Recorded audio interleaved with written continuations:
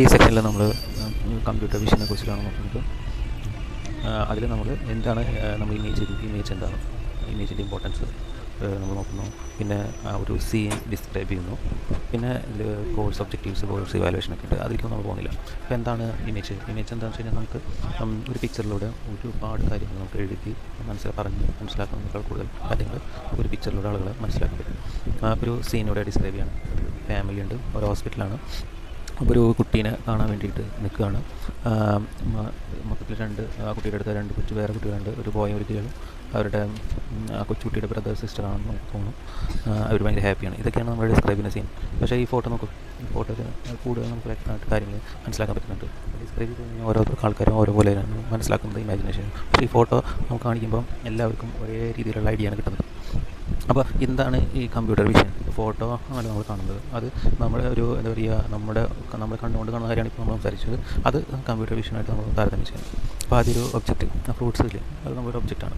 I എന്താണെന്ന് വെച്ച് കഴിഞ്ഞാൽ അതിനെ കാണുന്ന സാധനം, നമ്മുടെ ഒരു സെൻസാണ്. അത് കാണുന്നു, ആ സെൻസ് ചെയ്ത സാധനം ബ്രെയിനിലെത്തുന്നു. ബ്രെയിൻ അതിനെ ഇൻ്റർപ്രറ്റ് ചെയ്ത് നമുക്കതിൻ്റെ മെമ്മറിയായിട്ട് കോറിലേറ്റ് ചെയ്തിട്ട് ഒബ്ജക്റ്റ് എന്താണെന്ന് മനസ്സിലാക്കാൻ സഹായിക്കുന്നു. അപ്പോൾ മനസ്സിലാവുന്നതാണ് ഔട്ട്പുട്ട്. അപ്പോൾ കമ്പ്യൂട്ടർ വിഷനിൽ എങ്ങനെയാണ് സെയിം ഒബ്ജക്റ്റ് തന്നെ, പക്ഷേ നമുക്ക് സെൻസിന് പകരം ക്യാമറാസാണ് ഉപയോഗിക്കുന്നത്. ഇവിടെ വെബ് ക്യാമറയാണ് കാണിച്ചിരിക്കുന്നത്. പിന്നെ കമ്പ്യൂട്ടർ ഇൻ്റർപ്രറ്റ് ചെയ്യുന്നത് കമ്പ്യൂട്ടറാണ്. ഔട്ട്പുട്ട് എന്ന് വെച്ച് കഴിഞ്ഞാൽ നമുക്ക് അത് അതിൻ്റെ റിസൾട്ടിനെയാണ് ഔട്ട്പുട്ട് എന്ന് പറയുന്നത്. എന്തിനാണ് അത് ഉപയോഗിക്കുന്നത്, അത് ഉപയോഗിച്ചതിന് ശേഷം ഉണ്ടാകുന്ന റിസൾട്ടിനെയാണ് ഔട്ട്പുട്ട് എന്ന് പറയുന്നത്. അപ്പോൾ ഇതാണ് നമ്മൾ മനസ്സിലാക്കുന്നത് കമ്പ്യൂട്ടർ വിഷനിൽ. അപ്പോൾ ഇതിൽ കമ്പ്യൂട്ടർ വിഷനിൽ എത്തുന്നതിന് മുന്നേ നമ്മൾ ഇമേജ് പ്രോസസ്സിംഗ് എന്ന് പറഞ്ഞിട്ടൊരു സെക്ഷൻ ഉണ്ട്. ഈ ഇമേജ് പ്രോസസ്സിങ്ങും കമ്പ്യൂട്ടർ വിഷൻ്റെ ഇടയിലുള്ള സ്പേസ് എന്ന് പറയുന്നത് വളരെ എന്താ പറയുക, ഗ്രേഡിയൻറ്റ് സ്പേസാണ്. അല്ലാണ്ട് ഒരു ഇമീഡിയറ്റ് ജമ്പല്ല, ഗ്രേഡിയൻ്റ് ആയിട്ടുള്ളൊരു സ്പേസാണ്. അപ്പോൾ നമുക്ക് ഇതിനെ ഇമേജ് പ്രോസസ്സിങ്ങിൽ എന്താ പറയുക, കുറച്ച് ലെവലുകളുണ്ട്. അതായത് ലോ ലെവൽ പ്രോസസ്സിംഗ് ഉണ്ട്, മിഡ് ലെവൽ പ്രോസസ്സിംഗ് ഉണ്ട്, ഹൈ ലെവൽ പ്രോസസ്സിംഗ് ഉണ്ട്. അപ്പോൾ ഇമേജ് പ്രോസസ്സിങ്ങിൽ നിന്ന് കമ്പ്യൂട്ടർ വിഷനിൽ എത്തുന്നത് ഞാൻ പറയില്ല, ഗ്രേഡിയൻ്റ് പ്രോസസ്സാണെന്ന് പറയില്ല. അത് ഇമേജ് അനാലിസിസ് എന്ന് പറയുന്നത് ആരോ കണ്ടില്ല, വലിയൊരു ആരോ. അപ്പോൾ ലോ ലെവൽ പ്രോസസ്സിലാണ് ഈ നോയ്സ് റിഡക്ഷനും കോൺട്രാസ്റ്റ് എൻഹാൻസ്മെൻറ്റും ഇമേജ് ഷാർപ്പ്നെസ് കൂട്ടുന്ന ഇതൊക്കെയുള്ള കാര്യങ്ങളൊക്കെ. നോയ്സ് റിഡക്ഷനൊക്കെ അറിയാലോ, ഗ്രെയിൻസ് ഒക്കെ ഉള്ള പോലത്തെ പിക്ചറുകളും അത് ശരിയാക്കുന്നത്. കോൺട്രാസ്റ്റ് നിങ്ങൾക്കറിയാലോ, കറുപ്പും വെളുപ്പും ഉള്ളതിൻ്റെ എന്താ പറയുക, കൂടി കുറഞ്ഞിരിക്കുമ്പോൾ അത് കറക്റ്റ് ചെയ്യുന്നത്. ഈ മിഡ് ലെവൽ പ്രോസസ്സിങ്ങിലാണ് ഈ സെഗ്മെൻറ്റേഷൻ, ക്ലസ്റ്ററിങ്. പിന്നെ ഹൈ ലെവൽ നമുക്കെന്താ ഒരു ഒബ്ജക്റ്റിനെ റെക്കഗ്നൈസ് ചെയ്യുന്നതും അതിനെ അണ്ടർസ്റ്റാൻഡ് ചെയ്യുന്നതൊക്കെയാണ് നമ്മൾ ഹൈ ലെവൽ പ്രോസസ്സിംഗ് വരുന്ന കാര്യങ്ങൾ. അപ്പോൾ ഇമേജ് പ്രോസസ്സിങ്ങിൽ നമ്മളതായത് അത് ഇമ്പ്രൂവ് ചെയ്യും. അതിൻ്റെ ഫോട്ടോയുടെ ഭംഗി എന്നൊക്കെ പറയുന്നത്, അതിൻ്റെ ക്വാളിറ്റി നമ്മൾ ഇമ്പ്രൂവ് ചെയ്യും.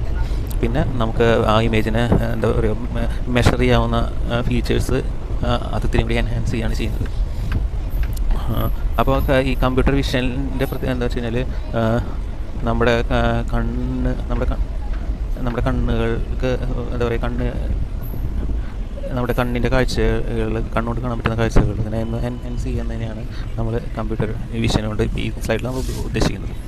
അപ്പോൾ ഈ ഇമേജ് പ്രോസസ്സിങ്ങിന് ഒരു 10 സ്റ്റെപ്പുണ്ട്. ഈ 10 സ്റ്റെപ്പിനെയും നോളജ് ബേസ് എന്ന് പറഞ്ഞിട്ടുള്ളൊരു കൺസെപ്റ്റാണ് സപ്പോർട്ട് ചെയ്യുന്നത്. അപ്പോൾ ആ ഓരോ സ്റ്റെപ്പുകൾ നമ്മൾ ഓരോ ഇൻഡിവിജ്വൽ എന്താണെന്ന് നോക്കാം. ഇതിൽ ഇമേജ് അക്വസിഷൻ എന്ന് പറയും. ഇമേജ് അക്വസിഷൻ നമുക്കൊരു എനർജി സോഴ്സിൽ നിന്ന് ഒരു ഒബ്ജക്റ്റിലോട്ട് ലൈറ്റ് തട്ടി അത് റിഫ്ലക്റ്റ് ചെയ്യുന്നത് ക്യാമറയിൽ എടുക്കുന്നതിനാണ് ഇമേജ് അക്വസിഷൻ എന്ന് പറയുന്നത്. സെക്കൻഡ് വെച്ച് കഴിഞ്ഞാൽ ഇമേജ് എൻഹാൻസ്മെൻറ്റ്. ഈ പിക്ചറിലുണ്ടല്ലോ, ഇതിൽ കോൺട്രാസ്റ്റിൽ കുറച്ച് വൈറ്റ് കയറി നിൽക്കുകയാണ്. അപ്പോൾ അതുകൊണ്ട് തന്നെ പല കാര്യങ്ങളും തെളിഞ്ഞ് കാണാൻ പറ്റുന്നില്ല. അപ്പോൾ ഇതിൻ്റെ കോൺട്രാക്റ്റ് നമ്മൾ അഡ്ജസ്റ്റ് ചെയ്ത് കഴിഞ്ഞാൽ എൻഹാൻസ് ചെയ്ത് കഴിഞ്ഞപ്പോഴാണ് ചെയ്തിട്ടുള്ള പിക്ചറാണ് ഏറ്റവും റൈറ്റ് സൈഡിൽ താഴെ കാണുന്നത്.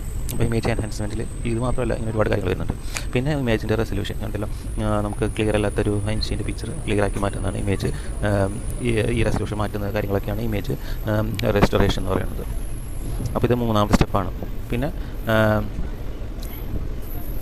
കളർ എൻഹാൻസ്മെൻ്റ് ഉണ്ട്. കളർ എൻഹാൻസ്മെൻറ്റ് ഇപ്പോൾ ഈ സെക്ഷനിൽ കാണിച്ചിട്ടില്ല. ഇപ്പോൾ ഒരു കളർ കുറവുള്ള പിക്ചർ അതിൻ്റെ കളർ കൂട്ടിയിട്ട് എടുക്കുന്നതിനാണ് കളർ ഇമേജ് പ്രോസസ്സിംഗ് എൻഹാൻസ്മെൻറ്റ് എന്ന് പറയുന്നത്. പിന്നെ ഇത് അഞ്ചാമത്തെയാണ് വേവ്ലെറ്റ്സ് ആൻഡ് മൾട്ടി റെസൊല്യൂഷൻ പ്രോസസ്സ്. അതായത് ഇപ്പോൾ ഈ പിക്ചറിന് നമുക്ക് റെസൊല്യൂഷൻ അത് കുറച്ചിട്ടും പിന്നെ പല സ്കെയിലുകളിൽ ഈ ഇമേജിനെ മാറ്റുന്നതിനെയാണ് നമ്മളെന്താ പറയുക, വേവ്ലെറ്റ്സ് ആൻഡ് മൾട്ടി റെസൊല്യൂഷൻ പ്രോസസ്സിംഗ് എന്ന് പറയുന്നത്. പിന്നെ എന്താ പറയുക, കംപ്രഷൻ. നമ്മളിപ്പോൾ കംപ്രഷൻ ടെക്നിക്കുകൾ എന്തിനാണ് ഉപയോഗിക്കുന്നത് വെച്ച് കഴിഞ്ഞാൽ നമുക്കിപ്പോൾ സ്റ്റോറേജ് റിക്വയർമെൻറ്റിൽ നമുക്ക് അതിൻ്റെ ഇമേജിൻ്റെ സൈസ് കുറയ്ക്കാൻ വേണ്ടിയിട്ടാണ് നമ്മൾ കംപ്രസ് ചെയ്യുന്നത്. ചില പ്രോസസ്സിങ്ങിനും ഒരു പെർട്ടിക്കുലർ കംപ്രസ് റേറ്റിലോട്ട് കൊണ്ടുവരേണ്ട ആവശ്യമുള്ളൂ. അപ്പോൾ അതിനാണ് കംപ്രഷൻ എന്ന് പറയുന്നത്. അത് 6ാമത്തെ കാര്യമാണ്. പിന്നെ മോർഫോളജിക്കൽ പ്രോസസ്സിങ്. അതായത് മോർഫോളജിക്കൽ പ്രോസസ്സ് എന്ന് പറഞ്ഞു കഴിഞ്ഞാൽ അതായത് ഇപ്പോൾ ഒരു ഒബ്ജക്റ്റിൻ്റെ ഷേപ്പ് ഡിസ്ക്രൈബ് ചെയ്യാൻ വേണ്ടിയിട്ടാണ് നമ്മൾ മോർഫോളജിക്കൽ പ്രോസസ്സിങ് ചെയ്യുന്നത്. 7ാമതായിട്ട് വരും. പിന്നെ സെഗ്മെൻറ്റേഷൻ എന്ന് പറയും. ഇപ്പോൾ ആ കാട്ടിലെ പുലിയുടെ നമ്മൾ ഒരു സെഗ്മെൻറ്റായിട്ട് തിരിക്കുന്നു. ഇപ്പോൾ അതിലെന്താണ് മഡുള്ള ഏരിയ ഒരു സെഗ്മെൻറ്റായിട്ട്, ഗ്രാസുള്ള ഏരിയ ഒരു സെഗ്മെൻറ്റായിട്ട് ചെയ്യുന്നു. പിന്നെ ടൈഗറിനെ ഒരു സെഗ്മെൻറ്റായിട്ട് തിരിക്കുന്നു. ഇതിനാണ് സെഗ്മെൻറ്റേഷൻ എന്ന് പറയുന്നത്. പിന്നെ റെപ്രസെൻറ്റേഷൻ ആൻഡ് ഡിസ്ക്രിപ്ഷൻ എന്ന് പറയും. അതായത് നമ്മൾ ആ ഒരു മൊത്തം ഇമേജിൻ്റെ ഡിസ്ക്രൈബ് ചെയ്യുന്നതിനാണ് ഈ റെപ്രസെൻറ്റേഷൻ എന്ന് പറയുന്നത്, ഡിസ്ക്രിപ്ഷൻ എന്ന് പറയുന്നത്. ഇപ്പോൾ പിന്നെയുള്ളതാണ് ഒബ്ജക്റ്റ് റെക്കഗ്നിഷൻ. ഇപ്പോൾ ഈ ഇമേജിൽ കണ്ടില്ലേ, note pad, Google's, laptop, mobile, coffee mug, ഇതൊക്കെ ഒബ്ജക്റ്റിനെ റെക്കഗ്നൈസ് ചെയ്യുന്നതിനാണ് ഒബ്ജക്റ്റ് റെക്കഗ്നൈസ് എന്ന് പറയുന്നത്. അപ്പോൾ ഇതിനെല്ലാം നമ്മൾ എന്താ പറയുക കണക്ട് ചെയ്യുന്നത് ഒരു നോളേജ് ഡൊമെയിൻ എന്ന് പറയും. അപ്പോൾ ഈ നോളേജ് ഡൊമെയിനിലാണ് നമ്മുടെ ഈ അൽഗോരിതം കോഡുകളും ഈ ഇമേജ് പ്രോസസ്സിംഗ് സിസ്റ്റവും എൻ്റെ ഇമേജ് പ്രോസസ്സിംഗ് സിസ്റ്റവും ഉൾപ്പെടുന്നത്. അപ്പോൾ ഈ സെക്ഷനിൽ നമ്മൾ കമ്പ്യൂട്ടർ വിഷൻ എന്താണെന്ന് പറഞ്ഞു, ഇമേജ് പ്രോസസ്സിങ്ങും കമ്പ്യൂട്ടർ വിഷനും എന്താണെന്ന് പഠിച്ചു. പിന്നെ fundamental steps of image processing പഠിച്ചു. 10 ഫണ്ടമെൻ്റൽ സ്റ്റെപ്സും അതിനെ സപ്പോർട്ട് ചെയ്യുന്ന നോളേജ് ബേസും പഠിച്ചു. Thank you.